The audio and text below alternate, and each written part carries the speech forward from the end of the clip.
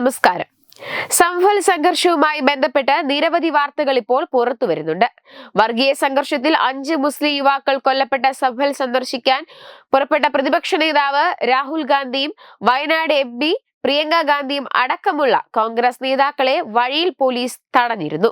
ഈ വാർത്ത ഏറ്റവും ഒടുവിൽ പുറത്തു വന്നതാണ്. എന്നാൽ ഇതുമായി ബന്ധപ്പെട്ട് നിർണായകമായ വിവരങ്ങൾ ഇപ്പോൾ പുറത്തു വന്നിരിക്കുകയാണ്. ഒപ്പം ഇതിൽ കോൺഗ്രസിന്റെ പങ്കും ചർച്ചയാകുന്നുണ്ട്. മസ്ജിദിലെ പരിശോധനയ്ക്കെതിരായ പ്രതിഷേധമെന്ന പേരിൽ ഉത്തർപ്രദേശിലെ സംഭലിൽ നടക്കുന്ന ആക്രമണങ്ങൾക്ക് പിന്നിൽ പാകിസ്ഥാനാണെന്നാണ് സൂചന. സംഘർഷമുണ്ടായ മസ്ജിദിന് പരിസരത്ത് നിന്നും കണ്ടെടുത്ത വസ്തുക്കളിൽ നിന്നാണ് സംഭവത്തിലെ പാകിസ്ഥാന്റെ പങ്ക് വ്യക്തമാകുന്നത്. സംഭൽ സംഘർഷവുമായി ബന്ധപ്പെട്ട് പോലീസും ജുഡീഷ്യൽ കമ്മീഷനും അന്വേഷണം തുടരുകയാണ്. ഇതിനിടെയാണ് പാകിസ്ഥാന്റെ പങ്ക് വ്യക്തമാക്കുന്ന തെളിവുകൾ കണ്ടെത്തിയിരിക്കുന്നത്.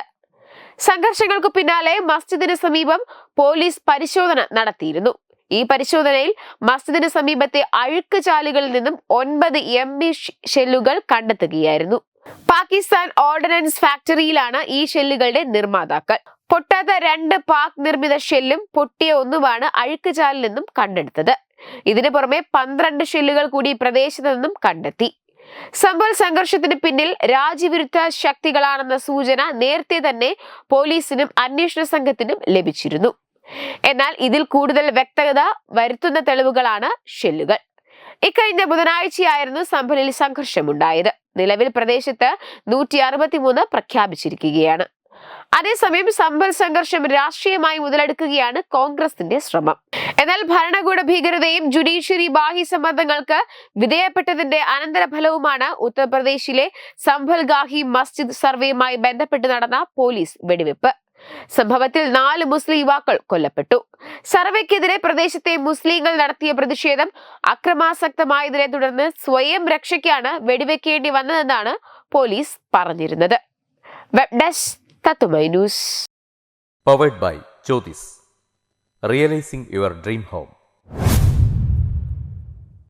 Our ongoing luxury apartments projects are Crown near Karivattam, The Square near UST Global, White Manor near Achigal Ambalatra, and Evergreens Luxury Villas near Tirumala. Call 90482 55599. Jyotis Building Promoters Private Limited, Thiruvananthapuram.